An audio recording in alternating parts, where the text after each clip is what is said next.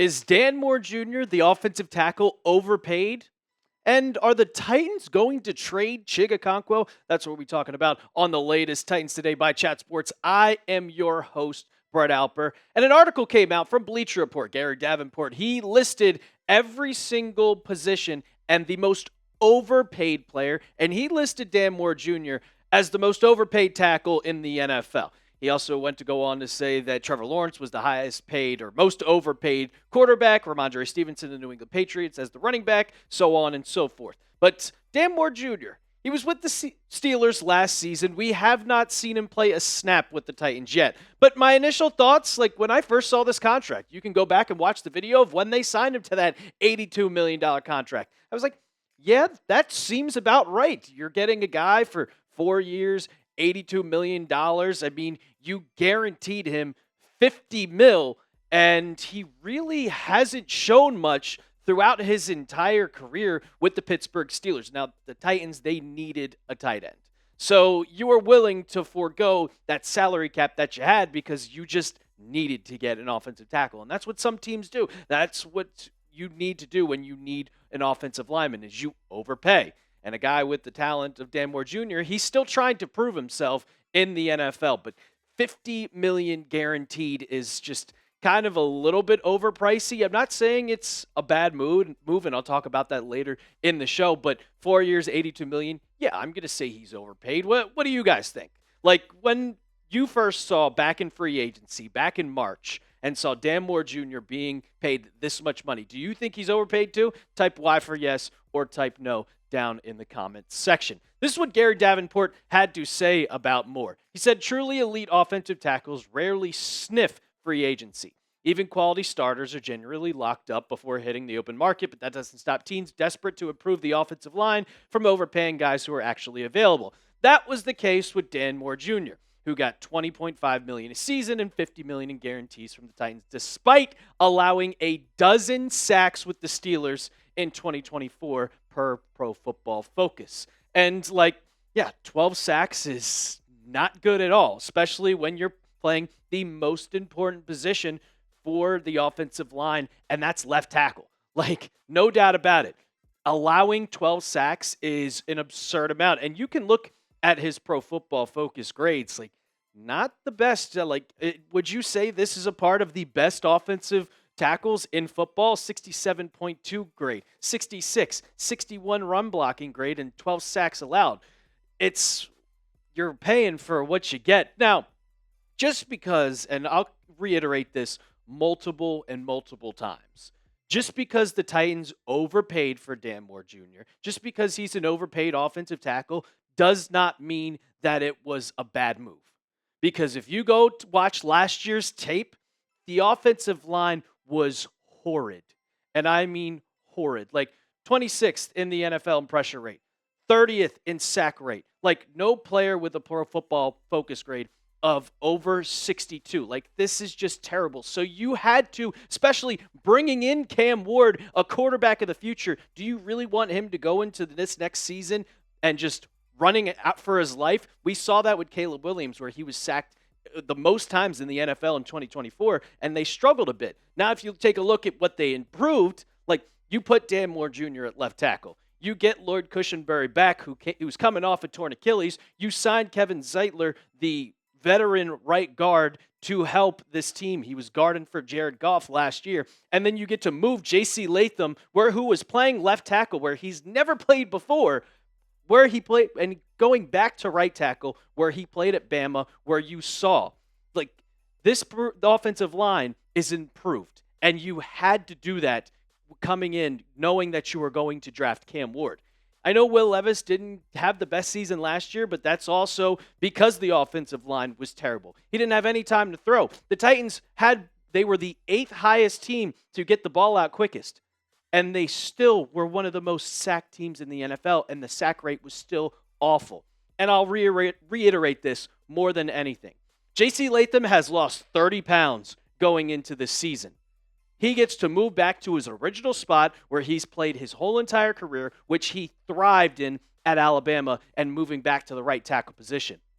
This offensive line is going to look a lot better with a better quarterback to help improve, because Well, I mean, they were the eighth quickest, but Will Levis was still making stupid turnovers. So, with the combination of what Mike Borgonzi wanted to do with prioritizing this offensive line, you had to go and overpay. You had to go get a Dan Moore Jr., and he's not going to take a less pay cut. He's going to go find somewhere else to go play. So, the Titans made a good move giving him all that money, and I think it's going to work out them for in the long run. So, they made a move. And that was all the way back in March. If they go and make a move later this offseason, we will make a video for you guys. We are covered all throughout the offseason. We're also on our way to 11,000 subscribers. We are so close. That is 171. That's it, people. So go ahead, sub to Titans today. Let's get this channel up to 11,000. Coming up on the back end half of the show, are the Titans going to trade Chig Okonkwo? There's some rumors coming out that he could be on the trading block because you went out and drafted Gunnar Helm. We're going to talk all about that. But first, go and get your Cam Ward jerseys today. They're on sale right now. You can get it in the one. You can get it in the Oilers colors. You can white, blue. It does not matter. If you want to be repping the franchise quarterback when he steps foot at Nissan Stadium back out in September or in the preseason, get yours today, chatsports.com/Ward. We'll have that in the comments and description of today's video. If you don't want to type that all out, once again, chatsports.com/Ward. Support the Titans and support Titans today. Okay, so A to Z Sports' David Freese, he covers the Titans for them. He thinks that Tennessee could trade Chig before the season starts. And is this really that outlandish to think? They drafted Gunnar Helm, and Chig, he could go into a breakout year. He's still young, but heading into the contract year and drafting another guy, solid 52 catches last season and only a $3.5 million cap hit, you could easily get something for him. And if they don't see him for the future of this Tennessee team, specifically with getting Helm, you got to go out and get something for Chig. Now, David Freese, he talked about it, and he said there's a decent shot that the Titans aren't interested in bringing him back after this year. Maybe it's a money problem. He's going to want more money coming into a contract year. He's had solid last two seasons. Gunnar Helm takes over, or both. But there are plenty of timelines that have Okonkwo's time in Tennessee nearing its end. Now in 2024, with Will Levis as your quarterback, you still recorded 52 catches, 479 yards, 9.5 yards per catch, and 2 touchdowns. Year before that, you had 53, 54 catches. Like, he is a solid tight end. I'm not going to call him one of the best tight ends in football, but he's also entering the prime of his career. And when you're getting a good quarterback like Cam Ward that's going to be able to throw him the football, you know how much that rookie quarterbacks love to find their tight ends. But when you're entering your contract year, and if he's going to want to get paid, are the Titans going to want to pay him? And if they don't, are you just going to let him walk after the season and get nothing for him? And I think the Titans might want to just move in another direction with a guy on a rookie contract and a guy that's coming from Texas where he's playing SEC football, and he looks like he could be the tight end of this franchise's future, and that's Gunnar Helm. Like, going into this season, 60 catches, 786 yards coming from University of Texas. Like, he is just impressive on all ends of the field. 7 touchdowns, 13.1 average. You see that compared to Chig's, who's only 9.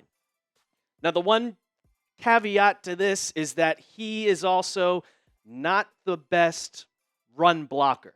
So if you want that run blocker, you're going to have to keep Chig on the roster. But you also have Josh Wiley that we don't really talk about that much. It's kind of just these two guys. But for me personally, I just kind of want Gunnar Helm to learn behind Chig. I don't want Gunnar Helm to go into his rookie season being that the only person on this roster. I don't want him to be the only tight end. Wiley is just as young as he is. I want him to learn from a vet guy like Chig Okonkwo to help him get used to this NFL type of system. Here's what David Freese had to say, just even more what could be a possible trade. I wouldn't be interested in anything less than late day 2 value, whether that's a 3rd-round pick or a day 3 pick and a player in return. That's what it would take for me to feel comfortable with it. I know that means that we could look up in a year and see he walks for nothing, but Cam's situation is just too important to me, so don't trade Okonkwo just to trade him. And I think one team that could go out and trade him could be the Miami Dolphins. I mean, they got Jonnu Smith, and he's a former Tennessee Titan. They need a tight end. They just traded Jonnu to the Steelers, and they got back Darren Waller. And Darren Waller hasn't played football in a year. So do we really think that they're going to go into 2025 with just him and Pharaoh Brown as their other guy? Like, no. They need another tight end so they could call up Mike Borgonzi and say, hey, what do you want for Chig Okonkwo? And if they take a third or fourth round pick for him, I'm saying yes. Anything else? Probably not. But me personally, I'm still keeping Chig because I need someone to help Cam Ward. Because I've said it before and I'll say it many times again and again and again. Rookie quarterbacks love tight ends, and you need a good tight end to help Cam Ward kind of develop. And if you put in a rookie tight end with a rookie quarterback, I don't know how good that's going to be for this offense. You can also run 12 personnel with Chig Okonkwo and Gunnar Helm to help this offense even more for Brian Callahan, because if they suck again, if they go into the next season and they suck and they're a 4-win team, Brian Callahan's going to get the boot just like that. Would you guys trade Chig Okonkwo? Let me know down in the comments section. I'm keeping him. I'm sticking to it. He's going to be this tight end going into the 2025 season. Type T for trade or type P for pass. That's going to do it for today's episode of Titans Today by Chat Sports. Don't forget to subscribe to the channel. We're on our way to 11,000 subscribers. And as always, tighten up.